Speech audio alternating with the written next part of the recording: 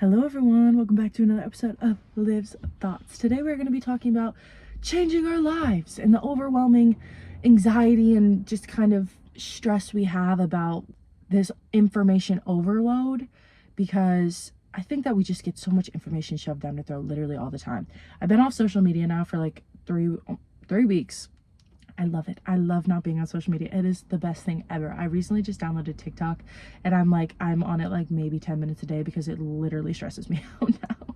I would also just like to preface this at the beginning of the video. I understand people have different circumstances in life, financial, home life, like work situations and things that are hard to get out of, and situations where you can't necessarily get out of it. And I understand that. And I understand my privilege as a white woman in the United States of America. Like, I have not had the same systematic oppression as a lot of people in this country.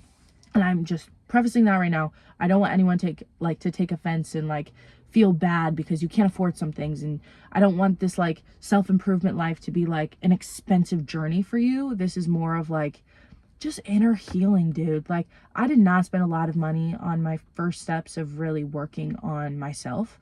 And I think the first thing that I really did, it was kind of like I tripped shrooms. So I did spend money, but like I tripped shrooms for the first time and I didn't understand that I had this ability to tap into like this really deep side of my brain. And I think this is a very common experience for a lot of people that do shrooms. And it's an awesome experience if you let it be an awesome experience. And it's a super valuable and learning experience if you allow it to be that. But if you don't, it can just be kind of like, oh, I did drugs. You know what I mean? So you can definitely use it to your advantage. And I think it's really smart to like set an intention before you do anything like drug related, like all the time. Like even smoking weed, like you shouldn't, and I'm saying this from personal experience, it becomes very mind numbing when you are not using it to its full potential and power. Because I think like the natural things that we have on our earth are supposed to help us and supposed to help us heal. We are part of the earth. That's how life works. Anyways, brutally honest with yourself. Let's start here. So for being brutally honest with ourselves, it's really easy for a lot of us to look in the mirror and be like, yeah, I like who I am, but you don't really actually truly love yourself. And there's a difference between liking yourself and loving yourself. We all have insecurities. We all have things we don't like. I've talked about this before. We all have character flaws. And the sooner you can realize that you have these things, you are not on a pedestal, you have issues too. The way that you treat people might not be the best all the time. And that's okay. Like, that is okay. Everyone does these things. Like, this is not a one person thing. This is a universal feeling of just learning how to be a human and how to deal with emotions. When you look at yourself in the mirror, when you journal, I want you to set the intention of being like, pick one thing you want to focus on, one thing that you want to get to the bottom of, and really dial in and focus on that. I've also talked about this before. My favorite, like, not exercise that I did, but favorite journal prompt that I think kind of kickstarted me into like figuring this shit out was writing a letter to my younger self. It was so emotional, but it almost gave me the opportunity to forgive my younger self for the mistakes I made. I made a lot of mistakes when I was younger because I was just in pain and I didn't know how to handle that. And I was just super like, with my BPD, I didn't know how to handle and regulate my emotions. And so I just blamed myself for so much. And I put so much like just negative talk and so much self-blame on the things that I just didn't know how to do. And you can never blame yourself for just not knowing how to do something because you were never taught. Like, it's okay. It's a learning process. Again, I'll say that so many times. Just being brutally honest with yourself and really getting down to the deep root of what the issue is. If you need to buy one of those inner workbooks because you don't know how to kind of go about it without the guide, do that. It's $14. It's really not that much money. Again, I understand some people don't have extra money to be spending. If you don't, go online. Let's look up some journal prompts. It's super easy. Journal is 99 cents at the store. You don't have to get a fancy one. I had a composition notebook for 2 of my journals because I just like couldn't afford to buy a $15 nice one. So again, writing, I think, is the key to just being honest with yourself. There was some times where I was like embarrassed to write the things that I was writing because I had never admitted them out loud before.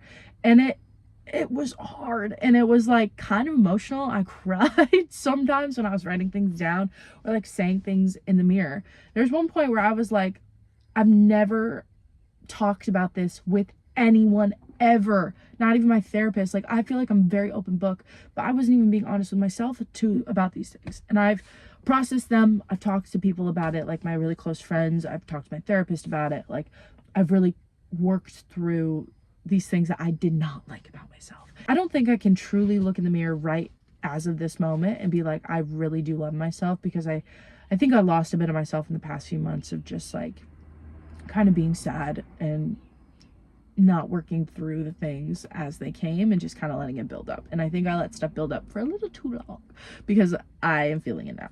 And I recognize that. And I think last summer I was very mentally clear. I didn't know a lot of the stuff that I know now, but I wouldn't have known that if I didn't go through all this stuff in this past year.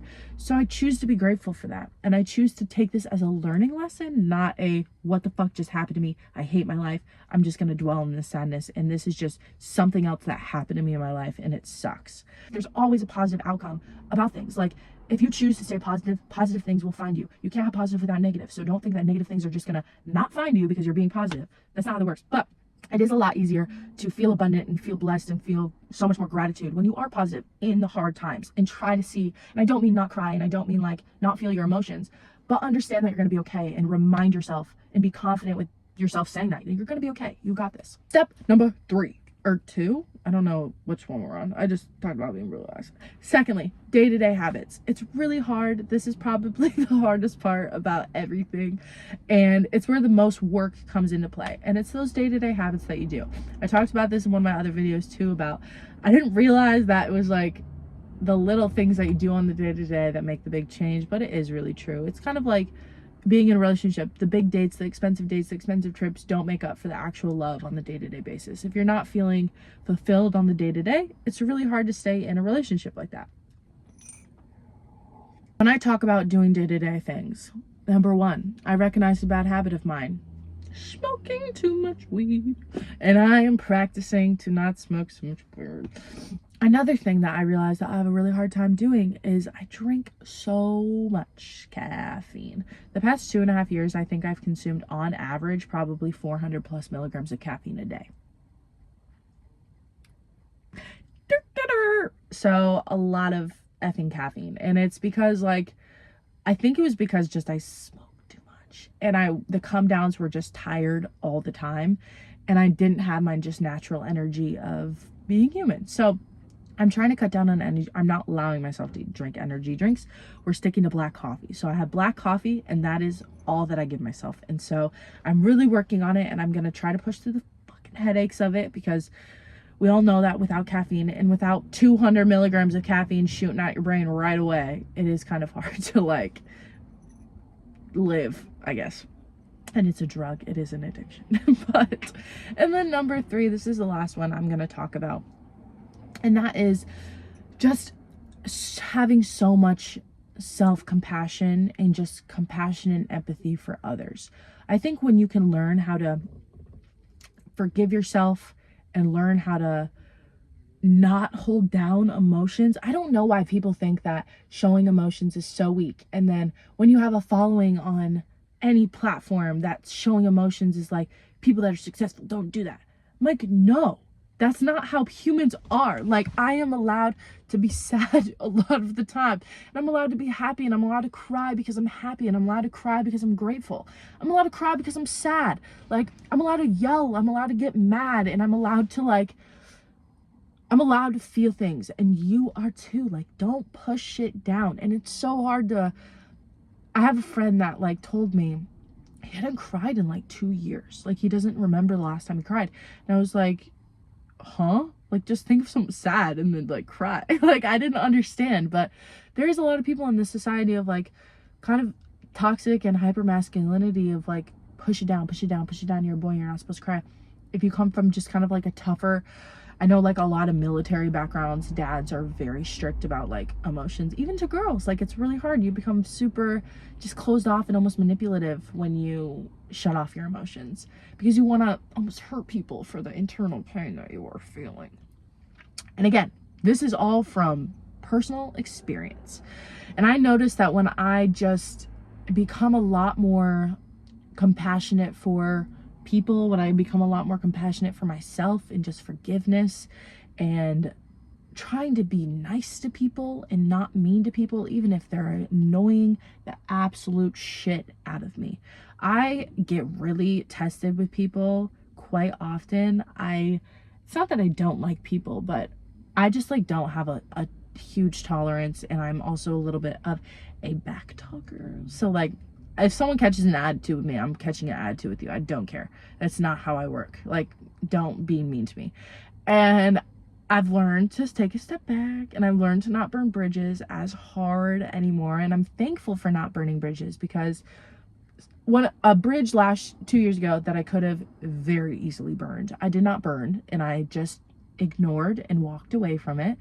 And turns out that was a blessing, because it came back into my life this year as more money. And like, this person helped me get more clients, and like, not something that I was expecting. But yeah, I just think that, again, with the day-to-day activities of your life, learning how to just move through it with so much more intention. And I think intention is a big word when it comes to changing things, because if you don't have the right intentions behind stuff, if you're just doing this to become almost more narcissistic and like think of yourself as better than people, you're not going to get what you want. And I think that the universe rewards you so much more when you are, to talk about it a lot, just be nice to yourself, learn how to be compassionate, learn how to, I don't even know the other word. Just learn how to be nice and learn how to be a good person and be honest with yourself and love yourself.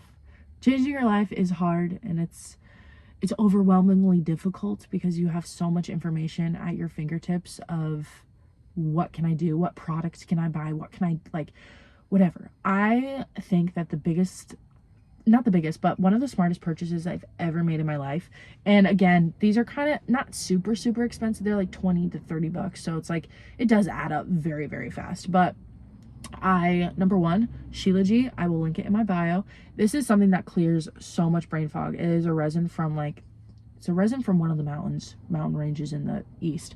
But basically it's like a mineral that we do not get enough of, and it is a vitamin that we do not get enough of. So when you take it, it just clears out all that brain gunk in your brain. You sleep better. I feel like I learned how to meditate on it, and that's something I've never done before. I've learned how to enjoy like fully reading informational books on it, which is so strange. Like, I have a desire to want to be better for myself, and I have a desire to like want to learn new things and be a better person. So number one, Shilajit. Number two, lion's mane and cordyceps. These are going to be a little bit less expensive. I think they're like $25 on Amazon. I will link them in the bio. The lion's mane tastes awful, so if you're not someone that is tolerable with taste, get the capsules. Lion's mane is a natural like focuser, I think it is. Like, it helps you focus really well. Same with cordyceps. It really like takes the anxiety away from like making bad decisions and helping you make better decisions. So those are 3 products that I highly recommend that you get if you can afford. Again, that is an if you can afford. You do not need these things, but these are just an added on benefit if you have them, and it really does help with your just journey of learning. So yeah, I feel like that's enough information for one video. I just kind of talked for so long. So I hope you guys can take 1 or 2 things away from this and learn to be better, not only for yourself, but just for the world in general, and be better for people and be better for humanity. Because I think, again, if everyone, and I know everyone cannot get to this level of feeling well, and just being compassionate and like having empathy. But when people say that like peace and love can change the world, so true. Like, if we just all had a little bit more compassion and envy for each other, like, why are we killing people? Like, I don't understand it. But yeah, karmic law is true. Don't follow your heart. I'm just kidding. Peace, love, and happiness. Have a wonderful day, and I will see you later. Bye.